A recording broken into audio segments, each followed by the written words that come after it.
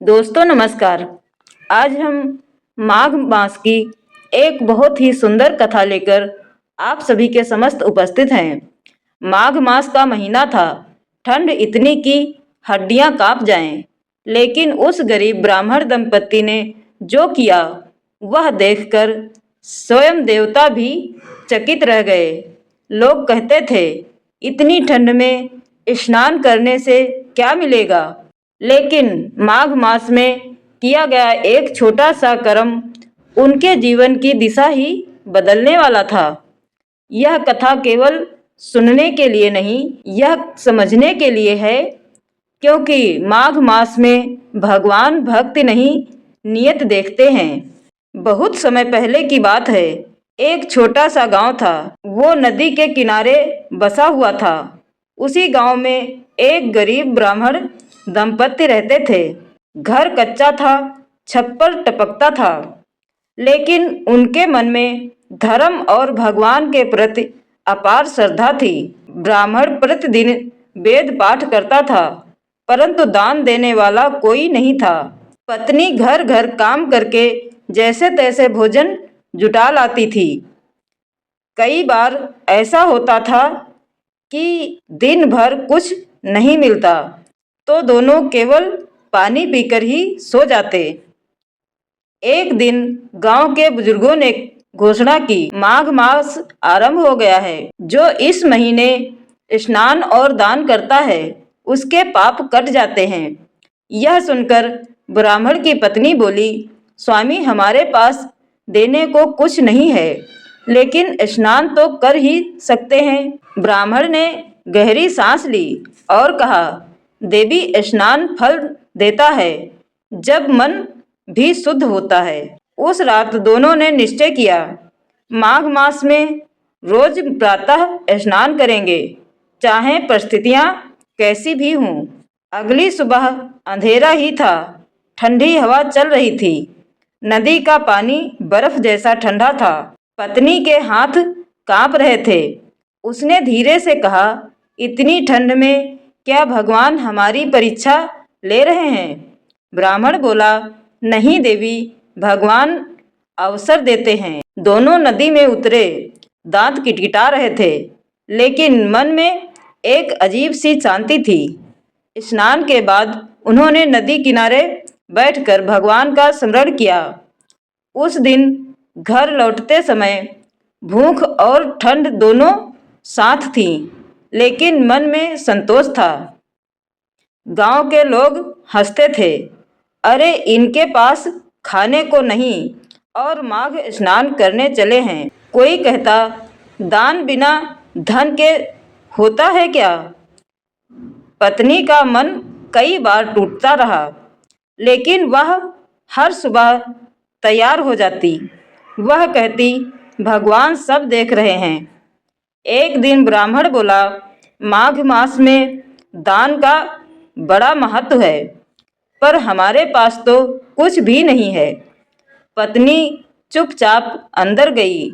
थोड़ी देर बाद एक मुट्ठी जौ लेकर आई। वह बोली, स्वामी यही बचा है, इसे ही दान कर देते हैं। ब्राह्मण की आंखों में आंसू आ गए। उसने कहा, देवी दान वस्तु का नहीं, त्याग का होता है। अगले दिन एक वृद्ध साधु उनके द्वार पर आए। पत्नी ने बिना सोचे वह मुट्ठी भर जौ साधु के हाथ में रख दी।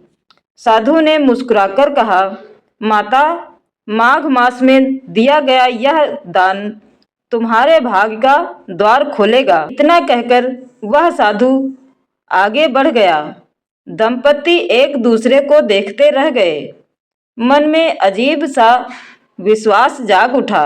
दिन बीतने लगे। माघ मास आगे बढ़ रहा था। हालांकि गरीबी वैसी ही थी, लेकिन घर का वातावरण बदल रहा था। अब दोनों के मन में चिंता कम और श्रद्धा अधिक थी। पत्नी अक्सर कहती, स्वामी लगता है कोई हमें देख रहा है। ब्राह्मण बस मुस्कुरा देता। एक रात तेज आंधी आई। कच्चे घर की छप्पर उड़ गई। ठंडी हवा सीधी अंदर आने लगी। पत्नी डर गई। उसने कहा, क्या भगवान हमसे रूठ गए? ब्राह्मण ने धीरे से कहा, नहीं देवी, माघ मास में संकट परीक्षा बनकर आते हैं। लेकिन उसी रात एक ऐसी घटना हुई जिसने दोनों को सोचने पर मजबूर कर दिया। उस रात क्या हुआ? वह कौन था अंधेरे में उनके द्वार पर खड़ा था? और माघ मास की इस परीक्षा के बाद ब्राह्मण दंपति के जीवन में कौन सा अद्भुत परिवर्तन आने वाला था? यह जानने के लिए कथा पूरी सुने। उस रात जब आंधी आई थी, कच्चे घर की छप्पर उड़ चुकी थी। ठंडी हवा तीर की तरह शरीर में चुभ रही थी। ब्राह्मण दंपति एक कोने में दुबक कर बैठे थे। पत्नी ने कांपती आवाज में कहा, स्वामी, अब क्या होगा? ब्राह्मण ने उसे आश्वासन बंधाते हुए कहा, देवी, जिस घर में भगवान का नाम लिया जाता है वहाँ कोई अकेला नहीं होता। लेकिन तभी दरवाजे पर धीमी सी आहट हुई। पत्नी डर गई। इस समय कौन हो सकता है? ब्राह्मण उठा और टूटी चौखट के पास गया। बाहर देखा तो एक अपरिचित पुरुष खड़ा था। शरीर पर साधारण वस्त्र, चेहरे पर अद्भुत शांति। उसने कहा, ब्राह्मण देव, क्या आज रात मुझे आसरा मिल सकता है? पत्नी ने बिना कुछ सोचे कहा, आइए महाराज, हम गरीब हैं पर अतिथि को खाली हाथ नहीं लौटाते। अतिथि अंदर आया। उसकी आंखें घर के कोने कोने को देख रही थीं। पत्नी अंदर गई। मटके में देखा, बस थोड़ा सा चावल बचा था। उसने मन ही मन कहा, हे भगवान, आज फिर परीक्षा है। उसने वही चावल पकाए और अतिथि के सामने रख दिया। अतिथि ने थाली देखी, फिर ब्राह्मण की ओर देखा और मुस्कुराया। माघ मास में इतने प्रेम से दिया गया अन्न बहुत दुर्लभ होता है। इतना कहकर उसने भोजन किया। भोजन के बाद अतिथि ने कहा, ब्राह्मण देव, कल प्रातः स्नान अवश्य करना और नदी के तट पर जो मिले उसे ठुकराना मत। यह कहकर वह अतिथि उठ खड़ा हुआ। पत्नी ने कहा, महाराज, आप कहाँ जाएंगे? रात अभी बाकी है। अतिथि ने पीछे मुड़कर देखा। उसकी आंखों में अजीब सी चमक थी। जहाँ बुलावा होगा वहीं चला जाऊंगा। और देखते ही देखते वह अंधेरे में ओझल हो गया। सुबह होने पर पत्नी ने ब्राह्मण से कहा, स्वामी, वह कोई साधारण व्यक्ति नहीं थे। ब्राह्मण गंभीर स्वर में बोला, देवी, माघ मास में देवता भी भेष बदलकर आते हैं। दोनों नदी की ओर चल पड़े। ठंड पहले से अधिक थी, लेकिन मन में डर नहीं था। स्नान के बाद ब्राह्मण ध्यान में बैठ गया। तभी पत्नी ने देखा, नदी किनारे एक फटी हुई गठरी पड़ी थी। वह बोली, स्वामी, यहाँ कुछ रखा है। ब्राह्मण ने कहा, अतिथि के वचन याद करो, जो मिले उसे ठुकराना मत। उन्होंने गठरी खोली। अंदर क्या था यह देखकर दोनों शतबद्ध रह गए। गठरी में सोने के सिक्के नहीं, रत्न नहीं, बल्कि अन्न से भरे झोले थे। पत्नी निराश हो गई। स्वामी, यह तो वही अन्न है जो हमें रोज चाहिए। ब्राह्मण मुस्कुरा दिया। देवी, यही तो सबसे बड़ा धन है। वे अन्न घर ले आए। उस दिन पहली बार घर में पेट भर भोजन बना। जब गांव वालों को पता चला कि ब्राह्मण के घर में अन्न आया है तो लोग हैरान हुए। जो कल तक मजाक उड़ाते थे आज पूछने लगे, कैसे हुआ यह सब? ब्राह्मण बस इतना कहता, माघ मास में जो श्रद्धा रखता है उसे खाली हाथ नहीं लौटाया जाता। लेकिन सुख अधिक दिन नहीं टिका। एक दिन गांव के साहूकार ने आकर कहा, ब्राह्मण तुम पर पुराना कर्ज बाकी है, ना दे सको तो घर खाली करना होगा। पत्नी घबरा गई। स्वामी, अब वह नया संकट। ब्राह्मण शांत रहा। उसने कहा, माघ मास अभी समाप्त नहीं हुआ है। उस रात पत्नी ने स्वप्न में देखा।